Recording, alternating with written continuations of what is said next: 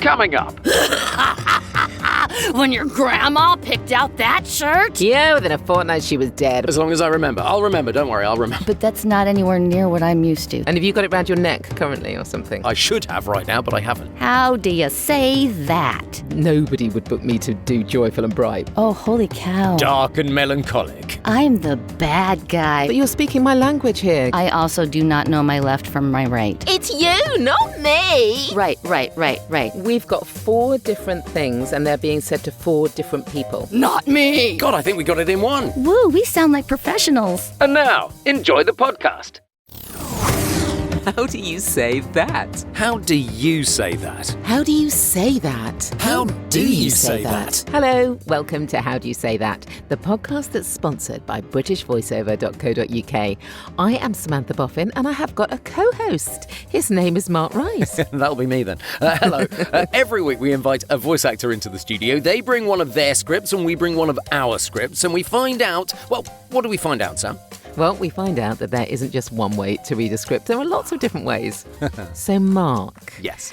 I have an obsession this week. Ooh, okay. And my current obsession is that I have finally finished the Harry Potter multicast audiobooks. Oh, how fantastic. And I know, how long last did that night. take, or was it a binge-worthy event? The last book alone is over 20 hours. Oof. Golly. It's brilliant, though.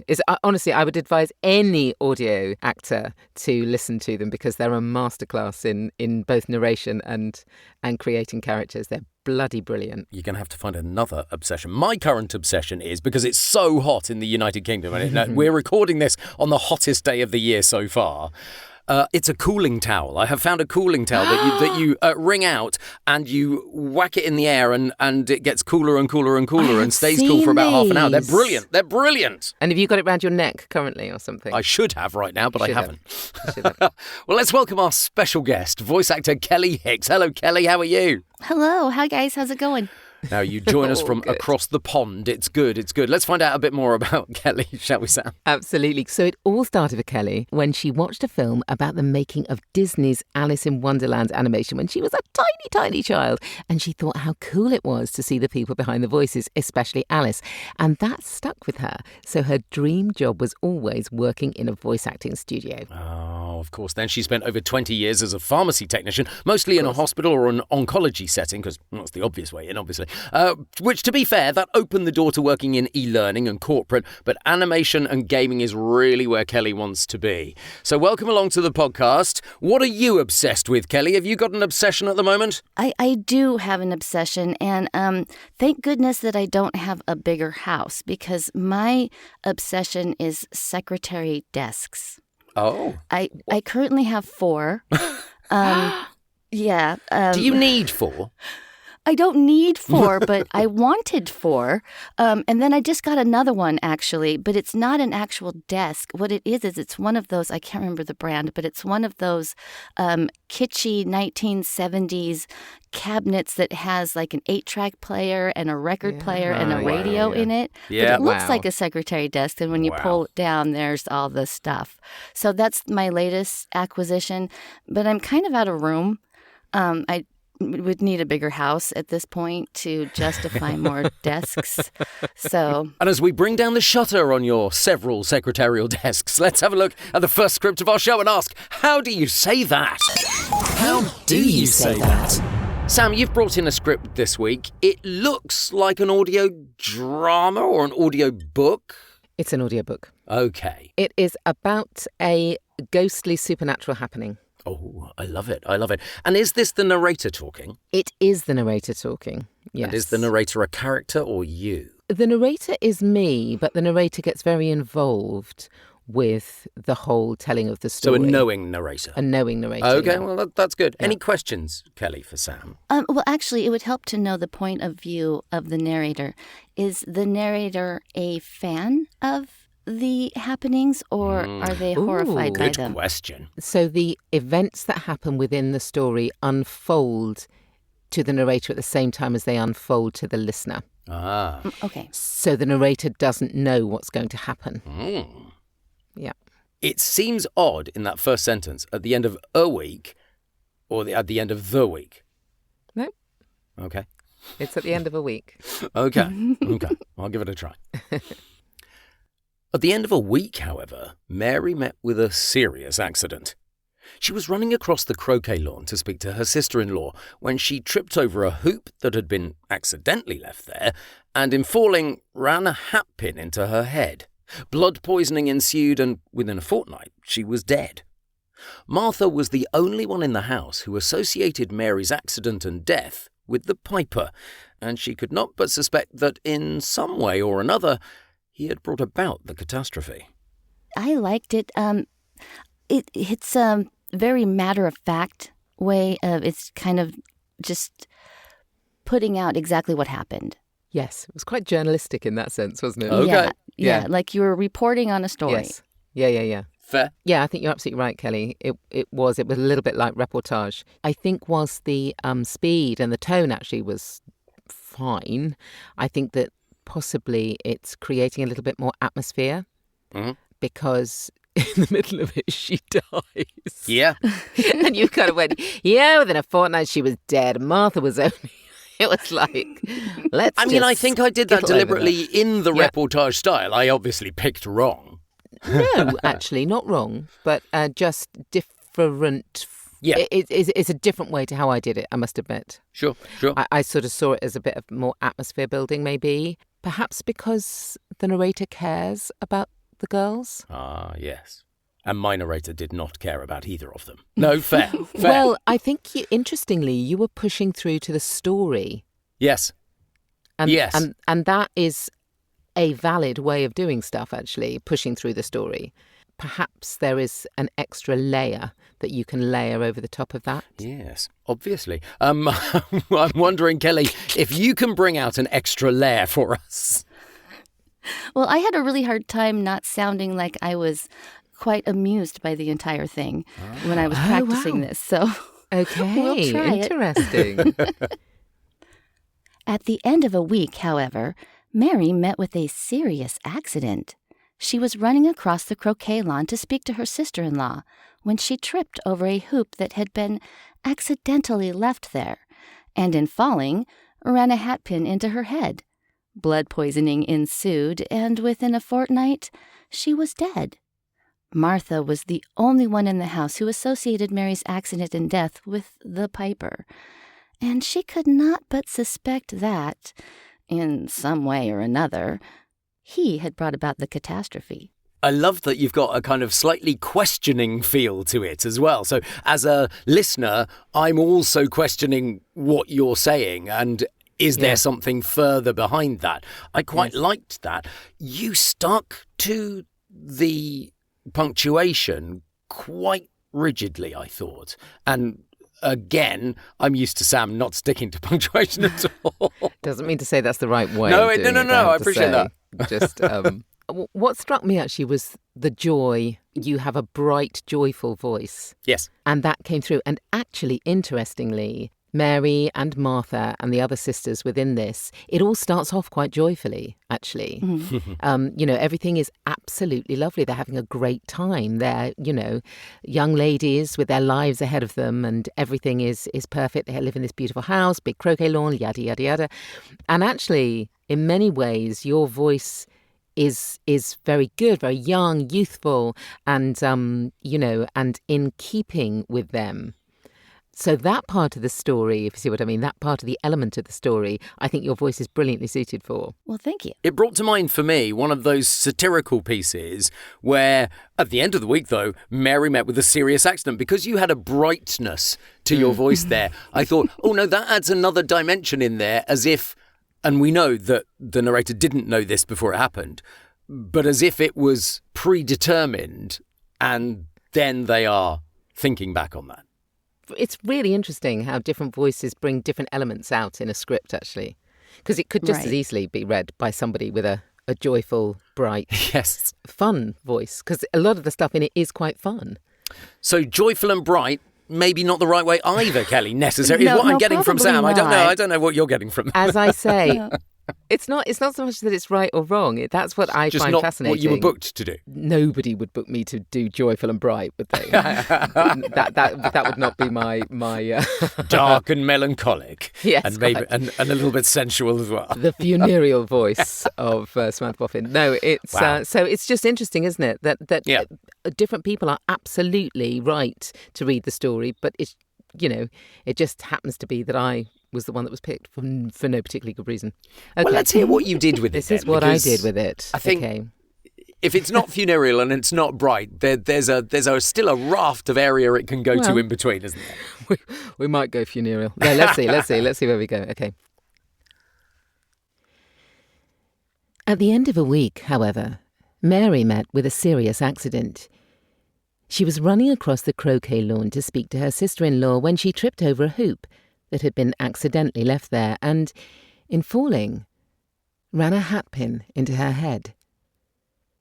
Blood poisoning ensued, and within a fortnight she was dead. Martha was the only one in the house who associated Mary's accident and death with the piper, and she could not but suspect that, in some way or another, he had brought about the catastrophe. Yeah, a middle ground there. What did you think, Kelly? I thought that was actually the way I should have done it if I could make my face say those words like that. Ah, interesting. Yes, because it brought we should feel bad that Mary died, We not should. mildly amused by it. Yeah, it seemed to me that was all in the pauses. Yeah, it was, yes. Yeah, so after the hatpin ran into her head, we had a real pause to take that in before we realised that blood poisoning ensued. Well, I think, I suppose my thinking in this is a ghost story and people die in it. Yeah. So the deaths and the ghost are the portentous part of it, if you like, are the bits that we need to kind of underline. I mean, it could be hilarious that she died. And she died. I'm going to reference it again in terms of punctuation. I actually think that was a script where you stuck to the punctuation more than I've seen you stick to punctuation in Indeed. scripts for a long time. That's right. She actually did use one of the I did. periods. And it's interesting because, of course, if the punctuation helps, fabulous. Yeah. That's great. Now, I know that this was adapted from a book, so it may have been adapted. I mean, it certainly was adapted for me to read. Yep. Out loud.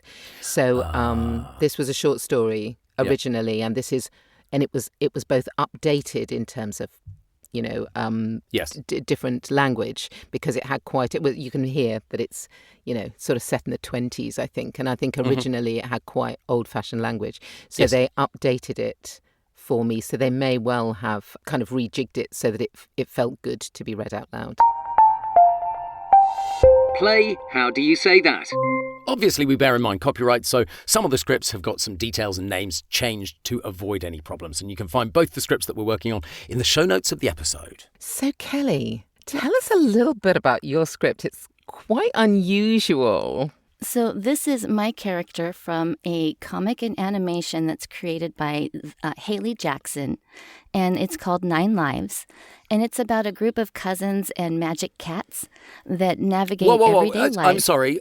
Cousins and magic cats. Cousins and magic cats, yes. Right, Yes, it's a group okay. of cousins that hang out together, and they all have a magic cat.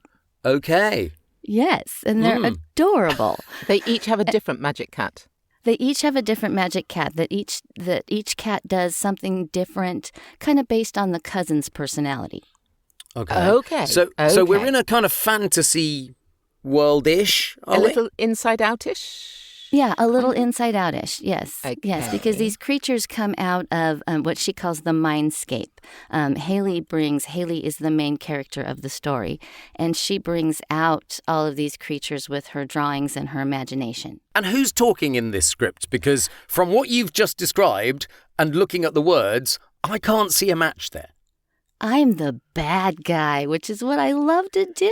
So you're being mean to the others. Yes. Right, Yes. okay. My character is called Hot Stuff, and Of course, she makes of her course she entrance is. onto Earth through a bully, and she goes through just bashing and destroying everything that revolves around happiness and people being allowed to be themselves. And it's so much fun because you just get to make fun of people and shout insults, and I love it. And is she so she's a big character then? She's a big fireball, basically. Okay. Yeah, so there's really, it's kind of an amorphous fireball with a big face that talks. I'm glad you're going first, Sam. Well, I'm sure. Yes, I am stuck on where to go with this character, but I will. Okay, I'll plump for, I don't know, a particular character. So, what am I doing at this moment in time? So you have just come out of the bully, and you are making your way through the school halls, just picking on every kid you see. And then you're going to run into Haley. And Haley, they call her a dreamer because she's always off in dream world making her drawings and stuff like that. And she's brought out her imaginary cat. And so now the hot stuff is like, ooh, somebody to beat up on. Okay. Your character sounds horrid. I love it. We've got 4 different things, and they're being said to 4 different people. Yeah. As she passes them, yeah? In the corridor. Is that the idea? Right. Okay, the so it's first insult, line, yeah. you don't see her yet. She's coming down the hallway just like screaming at some kid, and the kid goes running, and then she's screaming at other kids and yelling at them, and then she sees Haley and her imaginary cat. You've placed it nicely. I can see it happening now. Yes. Okay. I'll give it a little go. Okay.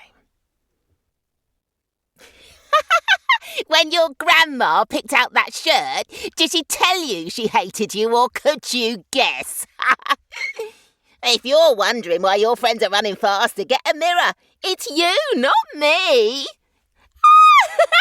Shoes no good. Well, maybe if you didn't dig them out of the trash. Oh, I knew I smelled something sickly sweet around here. Oh, a dreamer and her imaginary friend. Oh, I couldn't ask for better kindling. That was a mean character. Kelly, what did you think? That was great. I loved it. I loved the voice you used for that.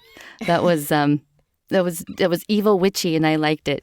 I didn't genuinely know what was going to come out of my mouth because I didn't want to go. I thought I was going to go uber posh. And then I thought, do I go kind of Cockney? And then I thought, no, that's just insultingly stereotypical. So I don't really know what came out. Kelly said witchy, but I took it much younger than that, Yeah. and I got a young feel to it. Pitched it younger, yeah. And I could tell like mean girl down this corridor, and I thought that came out really nicely. I mean, and you didn't care who heard. No, I did not. There was a bravado, and I suspect further down the story, there's a bravado there that will be the undoing of them in the end. Of course. But you can see how in your face that character was, I thought. Oh, yeah. Do you know what your description reminded me of? Probably because I've literally just come off the back of Harry Potter. The ghosts in Harry Potter. So Peeves somebody that's really naughty and nasty and kind of just flies around. So almost like you're circling people's head like a little fireball. That's sort of how I imagined it. But yeah. Does that make you feel any better, Mark? Yeah, slightly. Yeah, exactly. I think the description of going down the kind of school corridor also really helped because I think I've watched enough teen angst dramas over my years that I'm normally the other character though. I'm normally the one being picked on. Oh, are you? Yeah, that's normally the character that I would put myself in. Yes. Not weird. Okay. Not weird. Well, I'll give it a try. I'm not sure. Okay, I'll give it a try. Oh, when your grandma picked out that shirt, did she tell you she hated you? Or could you guess? If you're wondering why your friends are running fast, get a mirror. It's you, it's not me.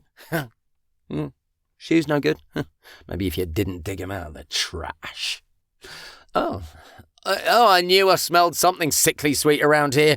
But a dreamer and her imaginary friend couldn't ask for better kindling. Ooh, what do you think, Kelly? That was very different. It was like the bully that just kind of makes you feel really bad quietly from behind in the lunch line. Yeah. Like sitting on your shoulder, like whispering in your ear. Mm-hmm. Yeah, So making you just doubt everything about yourself. Yeah, creating the internal doubt. Yeah, Yes. almost like you kind of appear, so that kind of on somebody's shoulder.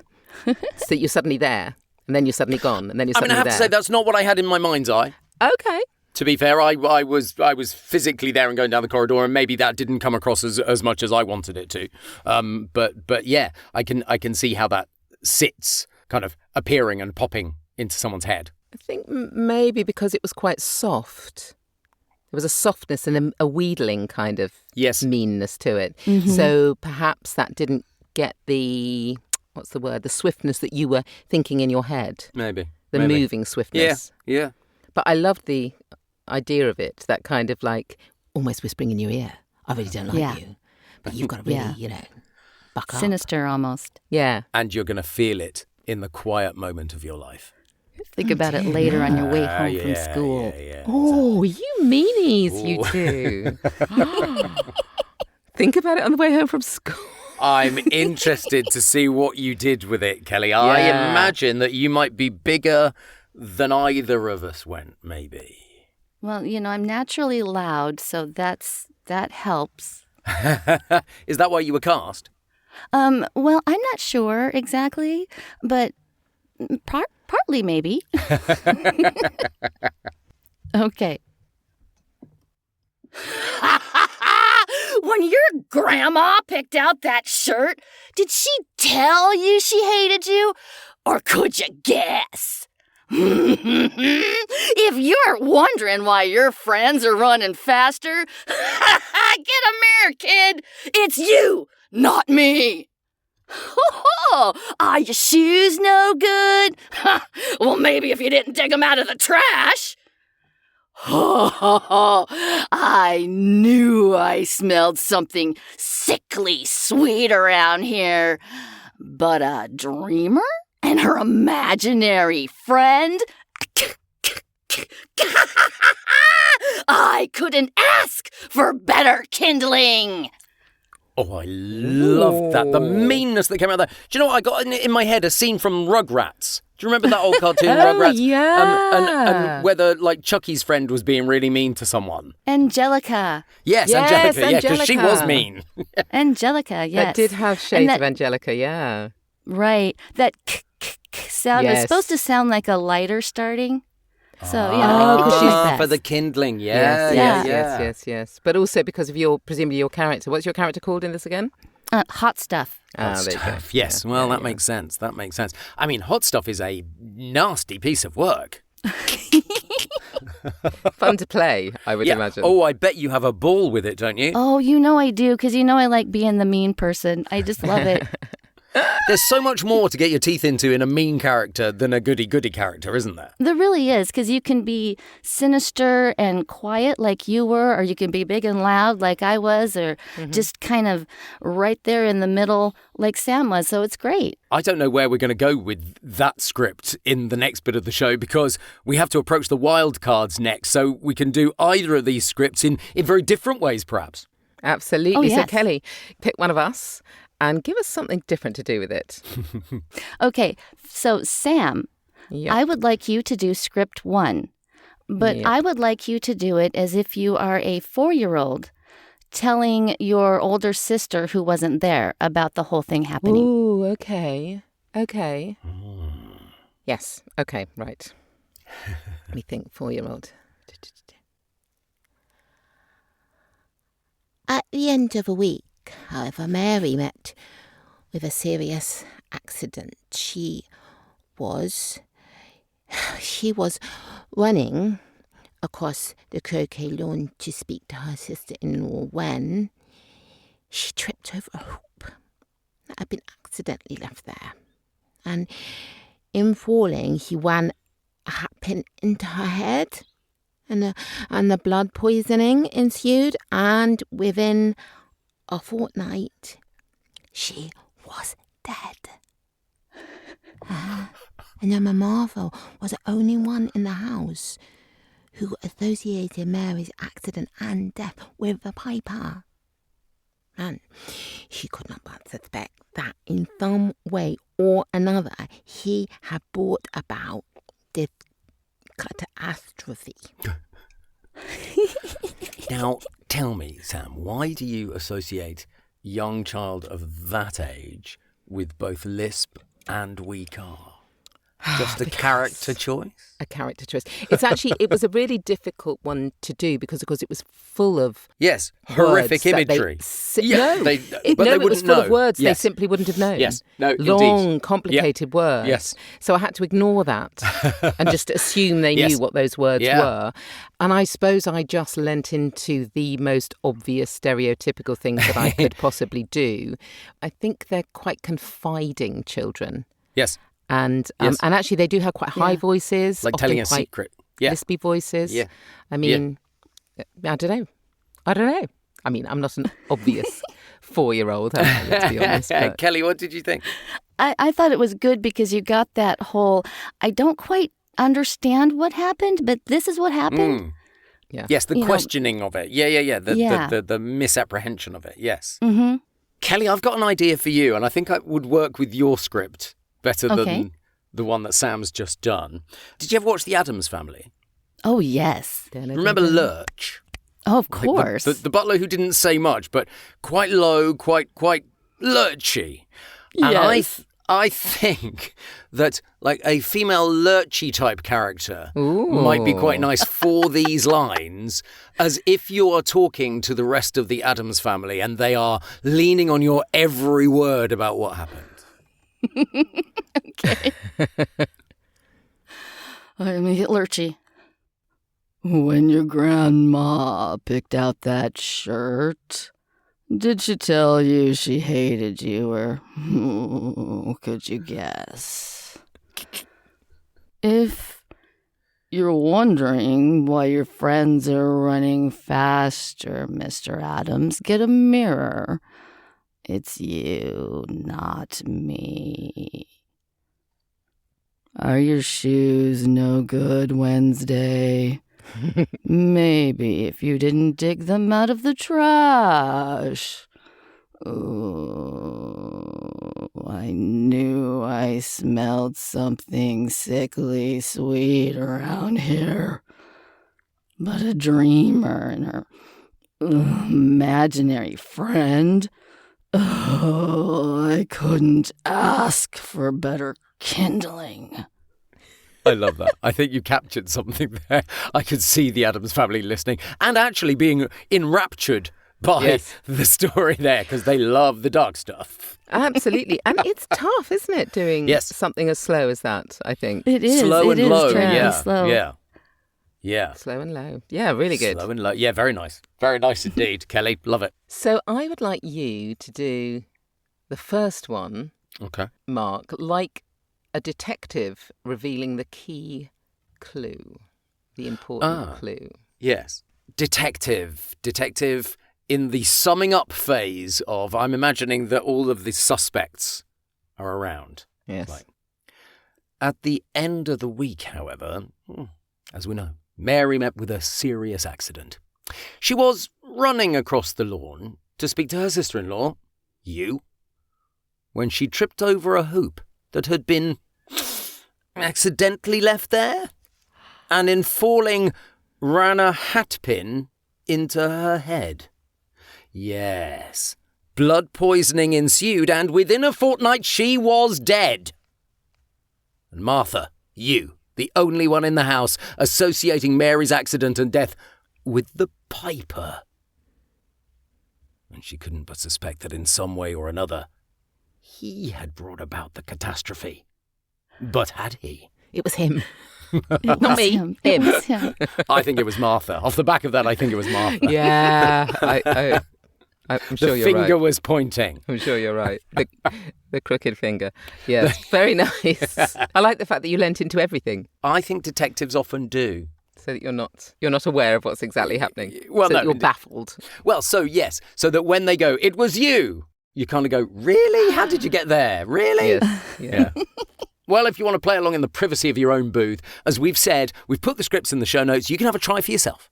Yes, you absolutely can. So, Kelly, Yes. wheeling back to the fact that you love a bit of animation and video game stuff, what kind of character would be your dream role tomorrow if you got the call? Nice. Oh, if I got the call tomorrow that the animation The Venture Brothers was back up and running, and I got to play a villain, a member of the Calamitous Intent Society, I would really, really love to do something like that. I just want to be on an animation that is not necessarily for children, where I can just be an unhinged, crazy person. It can be unhinged. It must be very much in America, that one. Yeah. It's an Adult Swim animation, and I don't know if you guys see those over there. We it's on see Cartoon various Network, ones. yeah, it's I don't know that one. It's definitely not for children. Is it rudely not for children? It's Or is it rudely not for children. rudely not Yes. for children? I love animation like that. Absolutely. Yeah. Sam, it's a great question. So what about you? Do you have an animated Ooh. character that you'd like to have a bash at? If you'd have asked me in my 30s or even my 40s, but take Alice in Wonderland, for instance, which is where you started kind of thing, and I'm thinking more your Tim Burton one, I would have plumped for Red Queen.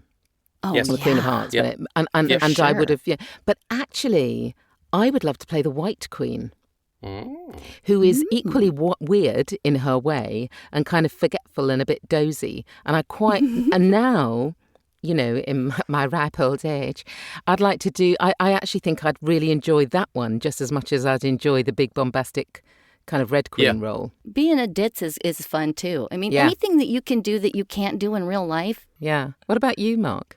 I think character in Paw Patrol. I just love Paw Patrol so much. right on. It's over the top. It's loud. It's Brad. I just love it. And watching Really? with my nephews over the years, Yeah. I could see myself doing something there. That would be amazing. That's very cute. So you I could see favour the that. cute stuff. Yeah, I think so.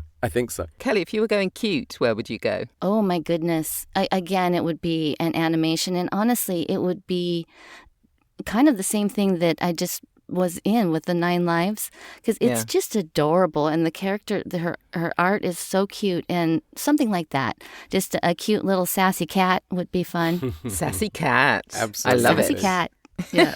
Well, Kelly, thanks so much for coming onto the podcast. I hope you've enjoyed it. Oh, it was so much fun. I was terrified, but it was great. Oh, no. You were fab. Well, your apprehension did not come across at all. You were absolutely I trust delightful. you guys.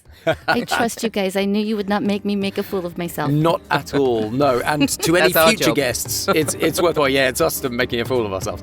All of Kelly Hicks's details can be found in the show notes. Yes, and of course the scripts are there too. And if you want to see what we all look like in our booths, do check out the podcast by searching at HDYST Podcast on TikTok or Instagram, and you can see us in action.